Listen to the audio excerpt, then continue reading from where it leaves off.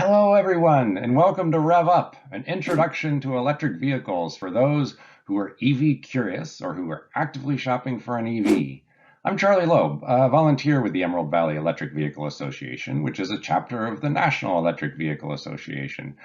I'm really pleased to have the chance to share some information about EVs, which I'm doing on behalf of many municipalities, utilities, and educational organizations in or near Oregon's southern Willamette Valley and Central Coast.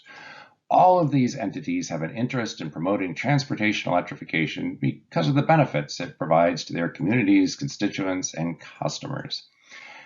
My initial presentation will last a little over 30 minutes. If you are watching this video as part of a live Zoom presentation, don't worry about trying to write down the website addresses that appear in some of the slides. You will get an email afterwards that has all of those links. Also, please do write any questions you have in the chat box as we go along. We will answer those questions right at the end of the recording. This program was developed specifically for our region of Oregon, and there is some location-specific information, but if you were listening in from somewhere else, I still think you'll find it to be quite useful. So here's what we're going to talk about. We're going to talk about why go electric, the benefits of electric vehicles, the differences between ICE and electric vehicles, ICE standing for internal combustion engine, a diesel or a gasoline engine that usually powers the kind of cars you're accustomed to. We'll talk about cost considerations for going electric. We'll talk about things that may make you nervous, the range of electric cars, how to get them charged up, and the batteries that power the car, that store the energy that powers the car. We'll talk about things that save you money or might save you money.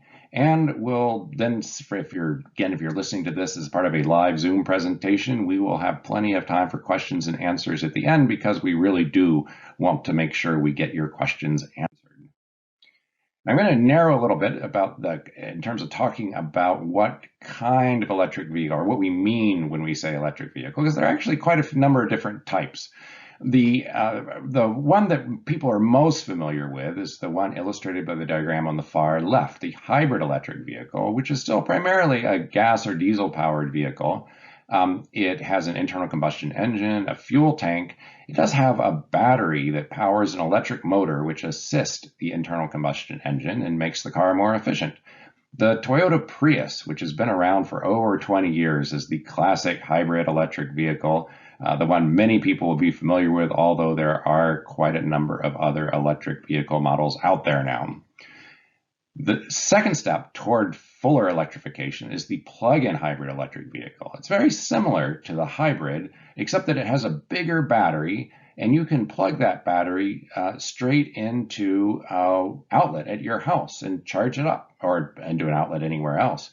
That battery is big enough that it's capable of powering the car just on its electric motor for some distance.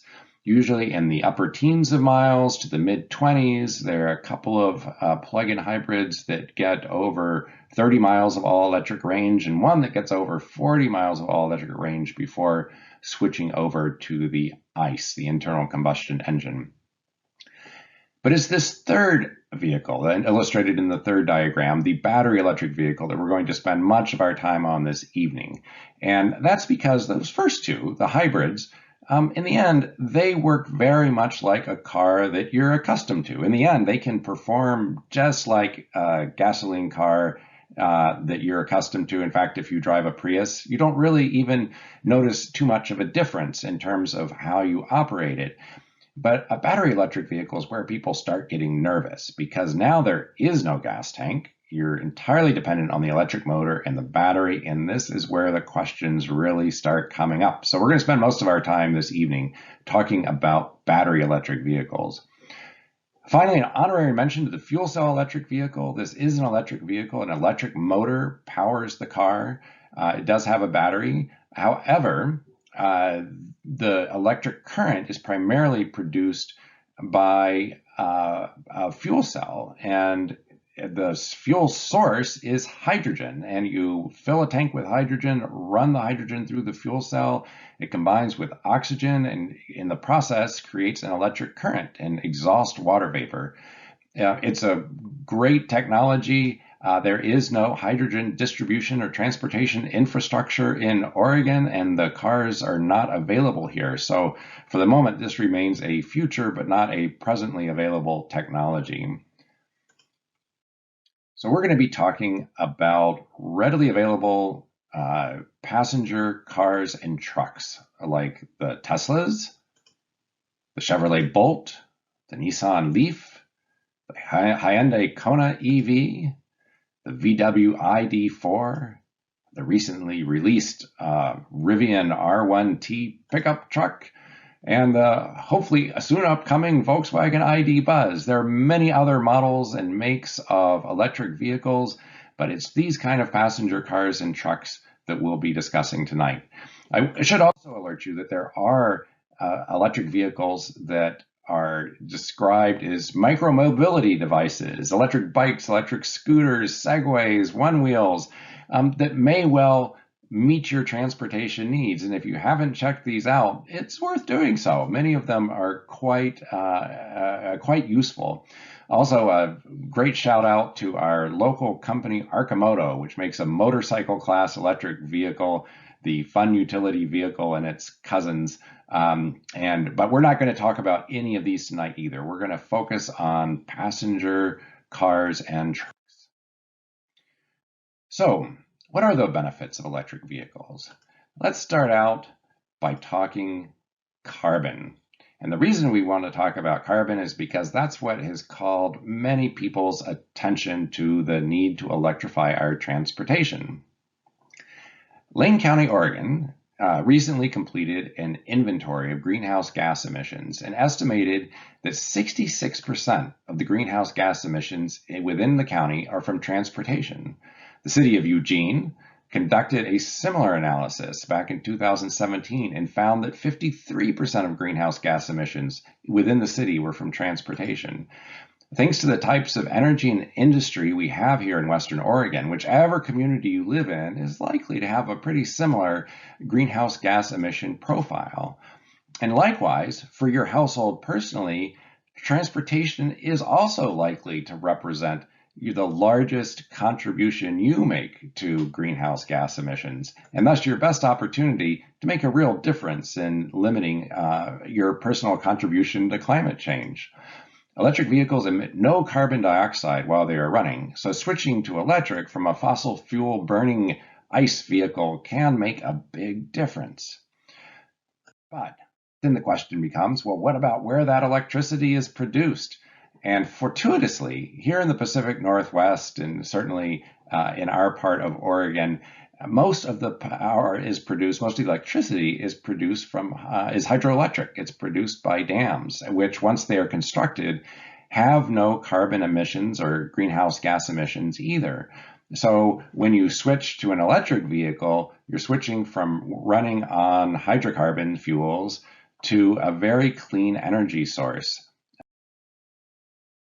The Eugene Water and Electric Board has actually done an analysis which showed that each new electric vehicle that replaces an internal combustion engine in EWEB service territory translates into a 2 3/4 metric ton reduction in annual carbon emissions.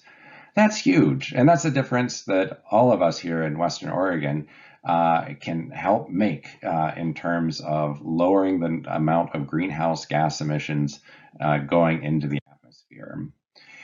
But even without greenhouse gas emissions, without carbon dioxide, there are a lot of reasons from an environmental perspective that it makes sense to drive electric.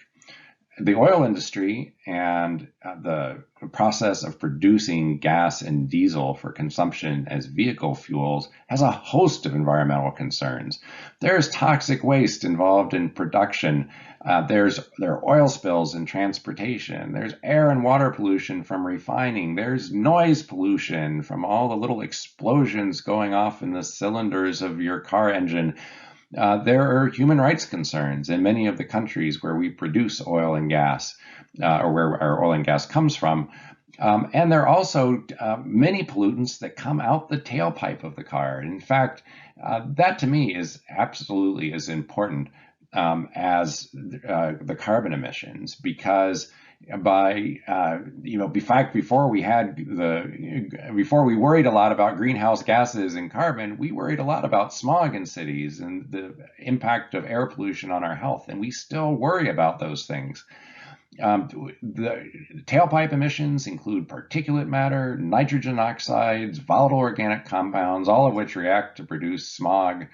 According to a report from the American Lung Association, the widespread transition to zero-emission transportation technologies could produce emission reductions in 2050 that could add up to $72 billion in avoided health harms, saving approximately 6,300 lives and avoiding more than 93,000 asthma attacks and 416,000 lost workdays annually. Annually, that's every year, due to significant reductions in transportation-related pollution. Switching to electric vehicle would be a tremendous boon for the environment. Now, it's not to say that electric vehicles don't have some of their own problems. There is toxic waste in producing the metals and minerals used in battery production. There is air and water pollution, sometimes associated with electricity production.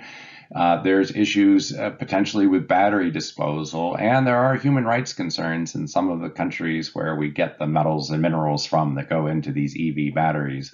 But most experts who put these lists next to each other conclude that really the electric vehicle is very much a net positive for the environment. There are personal benefits to driving electric too, particularly or including the drive quality. Electric vehicles are a real pleasure to drive for several reasons.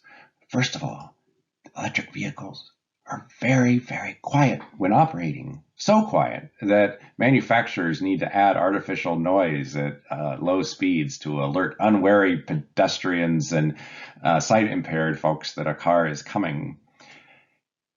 Electric vehicles have maximum torque instantly. As soon as you press on the accelerator, you have all the torque that engine is capable of providing, which allows for a very fast acceleration and a very zippy drive experience.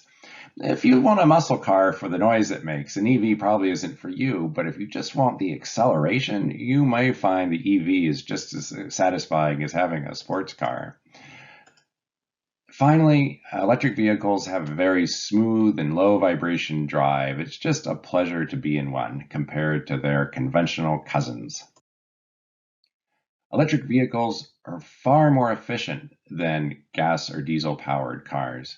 When you put energy into a gas tank, very little of that energy, when you put gasoline, I should say, into a gas tank, very little of the energy contained in that gas actually ends up providing propulsion to the car.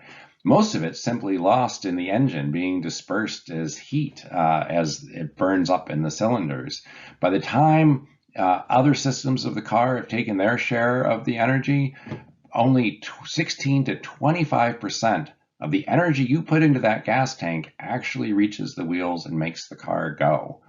By contrast, with an electric vehicle, while you do lose a little bit of electricity in the process of charging a battery and a little bit more through some of the accessory systems, from the energy going into the tank to the wheels, 69 to 73% of that energy is preserved to actually power the car and have the car do what you want it to. And with the process of regenerative braking, which captures energy from the braking action of the car, you can recover another 17% of the energy. And so electric cars are 86 to 90% efficient. You can really see that reflected in the government's fuel efficiency ratings that the EPA does for all cars. So you can establish a miles per gallon equivalent, an MPGE, for electric cars by finding a way of quantifying the energy in both gas and electricity so that you in common units so that you can compare them. So a gallon of gas, for instance, has about 114,000 British thermal units, while a kilowatt hour of electricity has about 3,400 British thermal units, and thus a gallon of gas is equivalent to about 33.7 kilowatt hours. And when you look to see how far a gallon of gas takes a car versus how far a kilowatt hour takes a car, You can establish a rating system that encompasses all of them by establishing a mile per gallon equivalent for the electric vehicles. So here's some examples. I have at the bottom in blue the Honda Civic, a gas-powered car, which is small and thought to be pretty fuel efficient, gets 33 miles per gallon, and compared to 4 electric cars. And you can see that the Tesla Model 3 actually has a mile per gallon equivalent, almost 5 times what the Honda Civic receives. The amount of energy that it takes to go a mile is almost 5 times less for the Tesla Model 3. Even for a heavier SUV class car like the Volkswagen ID4, it gets 3 times the energy efficiency of the Honda Civic. Electric cars are far more efficient. And again, this is miles per gallon equivalent. It doesn't mean that somewhere you're burning a gallon of gas to go 99 miles in a Volkswagen ID4. It just means that equivalent amount of energy is being used. In this case, energy in the form of electricity. Another benefit, personal benefit of electric vehicles, their simplicity of operation and maintenance. The ongoing maintenance for electric vehicles amounts to changing the wiper blades and filling up the wiper fluid when they need it, changing out the cabin air filter on schedule, doing your tire rotations and making sure you don't have unusual tire wear and tear. There is some motor coolant to worry about, and there are brake pads, although the regenerative braking system doesn't use the brake pads, so your pads last a lot longer than they would in a conventional vehicle. Meanwhile, you can say goodbye to all sorts of maintenance that you're used to in your conventional car. Electric cars don't have an air filter or a fuel filter, an oil filter. There are no oil changes for electric vehicles. There are no fuel injectors or pump, no spark plugs, no alternator, no power steering fluid, no radiator or hoses, no belts, no water pump.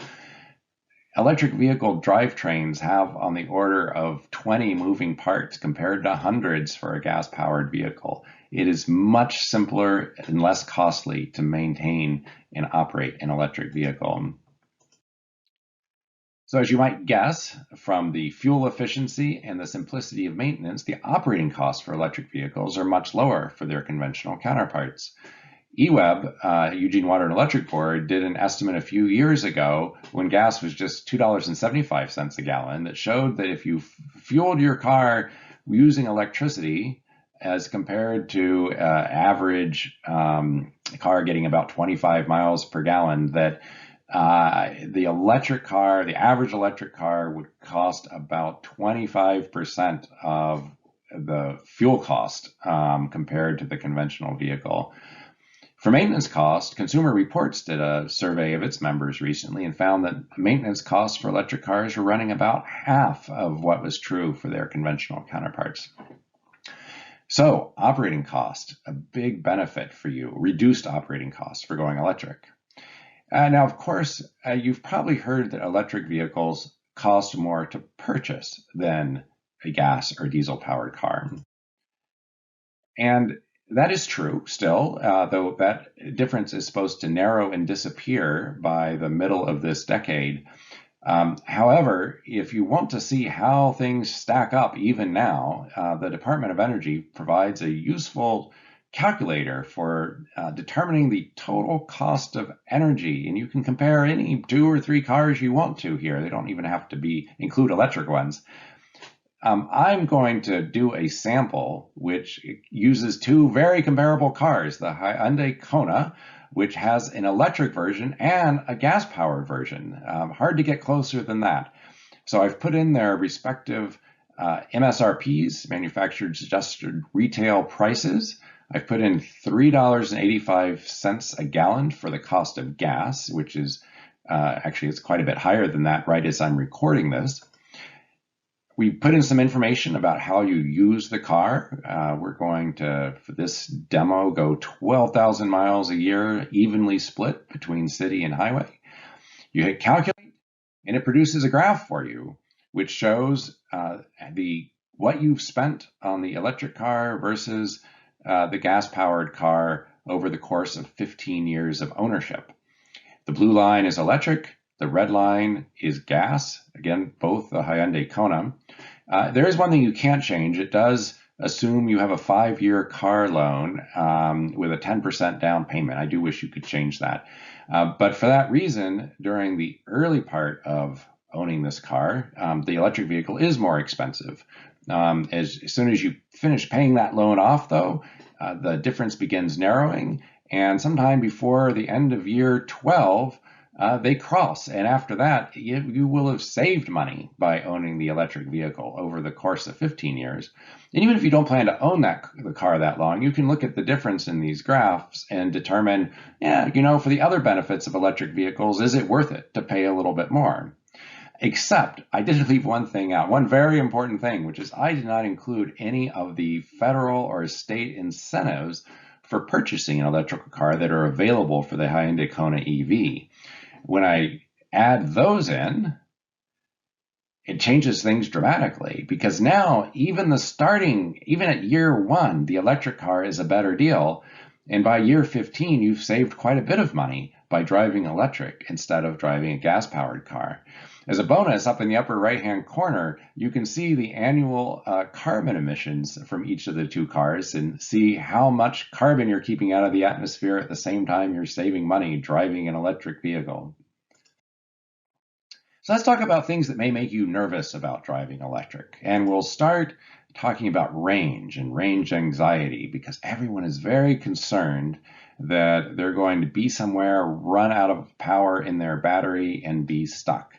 And certainly when electric cars started becoming more mass marketed in the middle of the 20-teens, a lot of them had very limited range, 80 miles, 100 miles.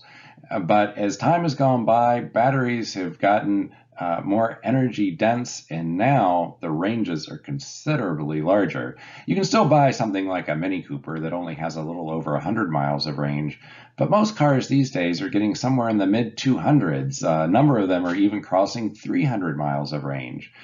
And really, I think the most important thing, contemplating how much range you need, is just how will you use the car? This was my first electric vehicle. It's a Chevrolet Spark EV.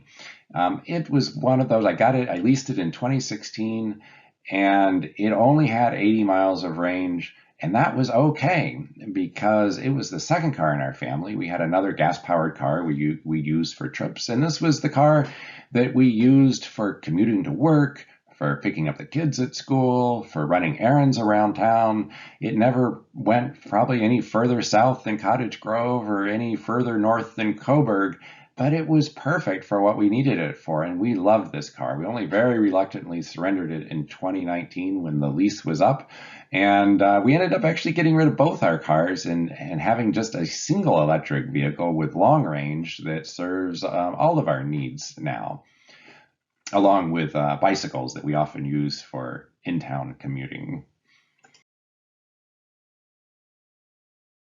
Other things that may make you nervous: charging your electric vehicle. How do you go about doing that exactly? As soon as however much range you have in your car, eventually you're going to run the power down and need to charge it back up.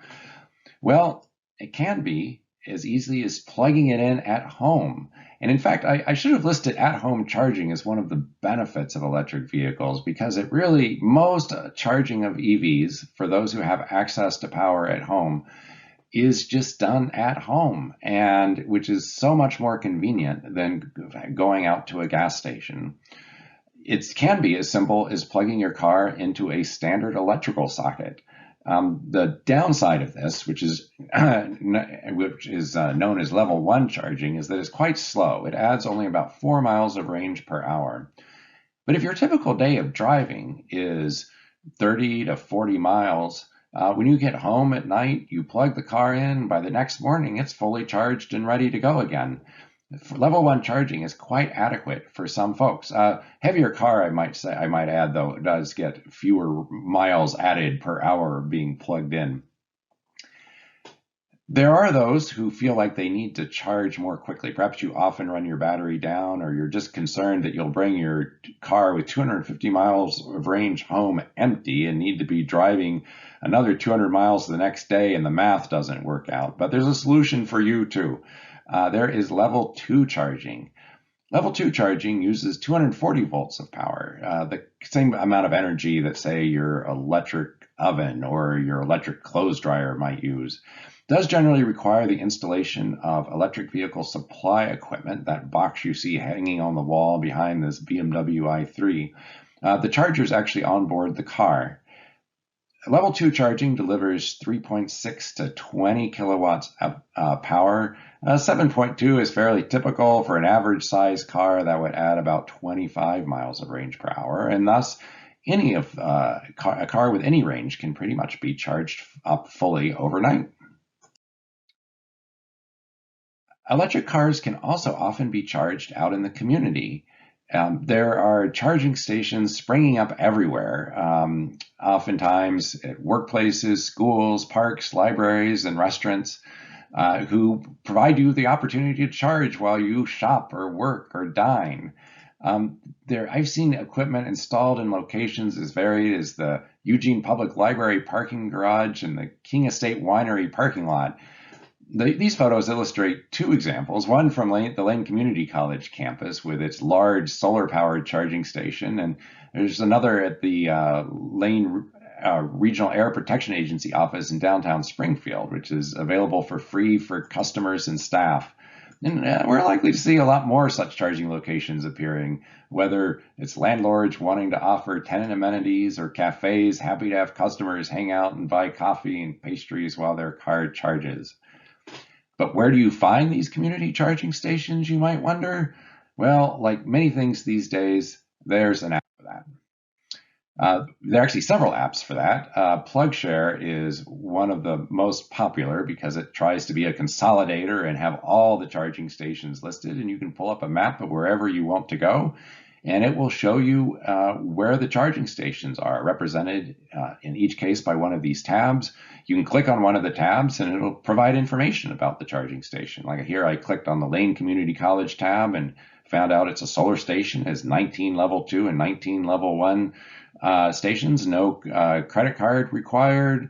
If the station is networked, this app will even tell you whether there is someone sitting there charging when you're planning to go use it. Now, there are those instances where you are traveling between cities, having to go some distance during a day. And that's where DC fast charging comes in. If you have a 400-mile trip to do, your car has 250 miles of range, you're going to need to charge on the way, and even stopping at a level 2 charger is probably not going to give you enough power fast enough. But DC fast charging provides charge at a 50 to 350 kilowatt rate. And most manufacturers are trying to size their charging input to accept a charge that allows the car to get up to 80% charge in 30 or 40 minutes. Now, a couple of things worth knowing about DC fast charging. It's an experience very similar to what you have now fueling at a gas station, where you pull up to a dispenser, plug in, and start the charge. Often you can just use a credit card at the station. However, you need to be aware that there are different kinds of connectors. There is not yet a universal standard. The CCS is the standard used by, is the type of plug used by North American and European car manufacturers. The CHAdeMO, favored by the East Asian manufacturers. The Nissan Leaf is particularly known for using CHAdeMO. And then Tesla has their own connector. There is starting to be a convergence in the US towards the CCS, as there has been in Europe. And so eventually we're probably going to see all CCS, or the possibility of plugging into a CCS charger. But right now there's still plenty of all of these. Another thing to know is that these fast charges are expensive to put in. They're not something you can just decide to do at your workplace or at your home. And for that reason, there are special purpose companies, charging network companies, that have sprung up to put these in and try to make a business out of it. Companies like Electrify America, Blink, EVgo, and then Tesla operates their own proprietary network of chargers. DC fast charging makes it possible to use an electric car much as you would your gas-powered car when you're traveling. although it does usually take a bit longer to fill up than you're accustomed to. And that brings me to a final thought on charging. One of my collaborators on this project made a very good point to me, noting that EV charging is something you worry about a lot before you buy an electric car and hardly at all afterwards. We all quickly adapt to the rhythm of charging the car, whether at home or on the road. Our habits change a little, and then it's just normal to plug in your car at home when you notice the gauge looking a little low. And think about planning a lunch break when you have a day's journey around a DC fast charger. The new fueling is better and more convenient in some ways, particularly from the perspective of being able to charge at home. It's a little less convenient in others, like when you're traveling on the road. But in the end, it's mostly just a slight change of habit, and then all is well with the world. Other things that may make you nervous. How about the batteries? The first question people often have about batteries is, will my batteries catch on fire? Let me read a headline from this past February that may sound familiar. Hyundai Kia owners told to park outside amid recall due to fire risk. This article goes on to talk about the recall of nearly 485,000 vehicles in the U.S. and instructing owners not to park them outdoors because they could catch fire even if the engines have been turned off. So that would sound intimidating for who would want to buy an electric car under those circumstances. The funny thing is that while this headline is extremely similar to one about the Chevrolet Bolt EV and people being instructed to park their cars outside, this headline actually applied to gas-powered cars from Hyundai and Kia.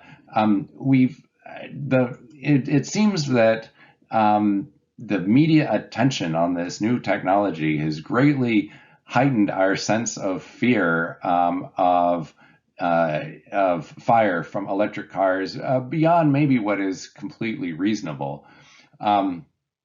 The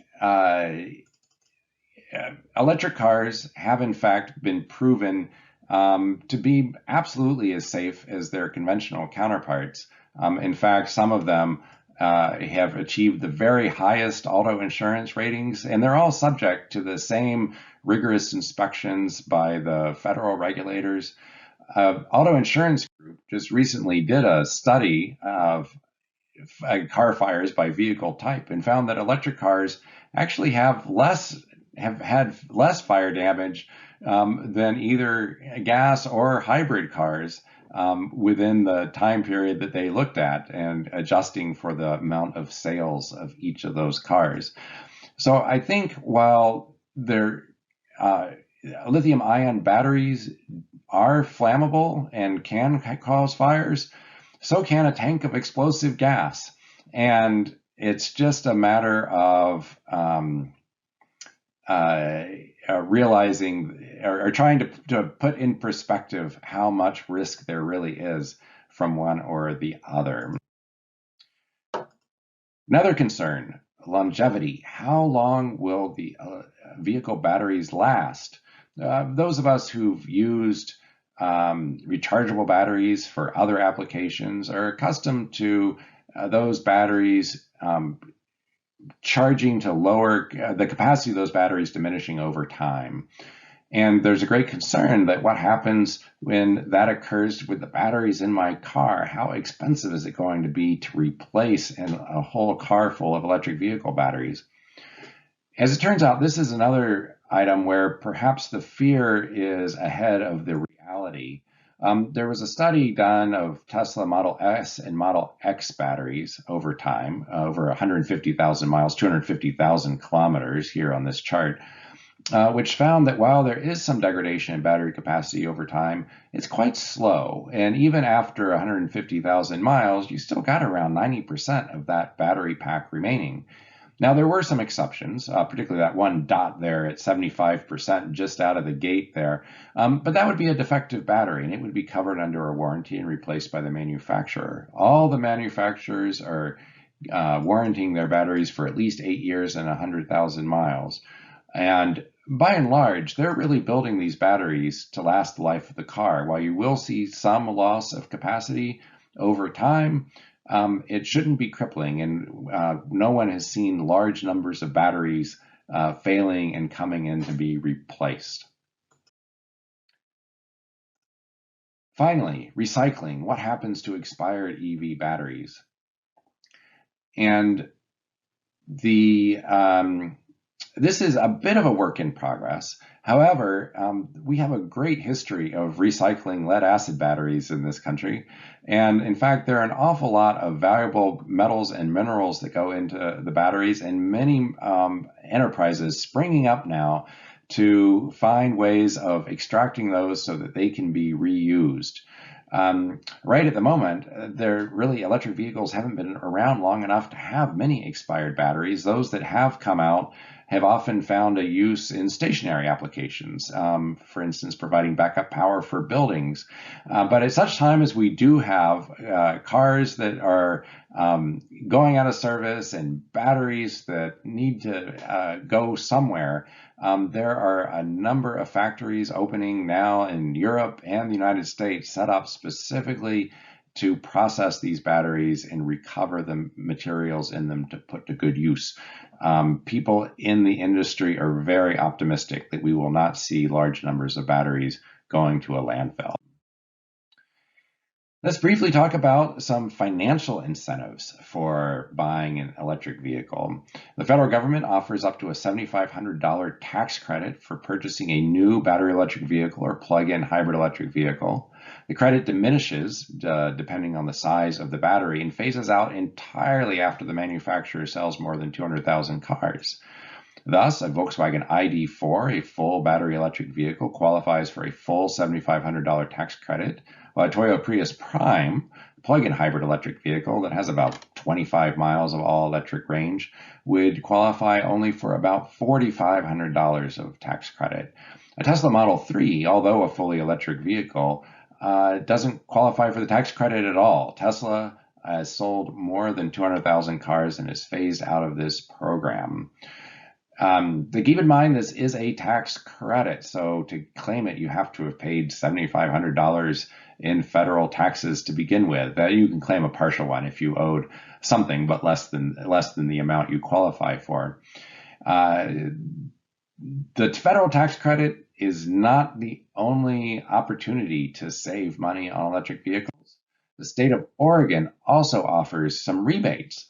The Oregon will provide you a $2,500 standard clean vehicle rebate for a new battery electric vehicle, diminishing to $1,500 for a plug-in hybrid electric vehicle. Oregon also has a $5,000 charge ahead rebate for a new or a used battery electric vehicle if you buy the vehicle from in the case of a used vehicle, from a qualified dealership. The catch with the charge ahead rebate is that there is an income eligibility requirement. You have to make less than 400% of the federal poverty level. This is directed both at low income and moderate income households, so it's fairly generous. A two-person household would qualify if the household income is $69,680 or less, and a four-person household if it earns less than $106,000. Last time I checked the website, always worth reading the parameters of the program on the state website itself to make sure nothing has changed. This is a rebate, so like most rebates, you generally have to fill out some paperwork and send it into the state, and it takes them a number of months to process that and get a check back to you. There are a few dealerships set up to provide that rebate at point of sale, and you can get that information on the Oregon website as well. One other thing you should check out are incentive programs from your utility. For example, the EPUD, the Emerald Peoples Utility District, will give you $100 just for letting them know you have an electric car. All of these utilities will provide you a rebate on buying and installing one of those level 2 chargers. So worth going to your utility. They often have some great resources and potentially some money to help you become an electric vehicle owner. And with that, I'm going to wrap up, and it's time for questions and answers. Again, if you're here as part of a live Zoom presentation, I will turn off this video or you can stop watching my recording and chat for a while with The people who are hosting the program, I encourage you to put your questions in the chat box.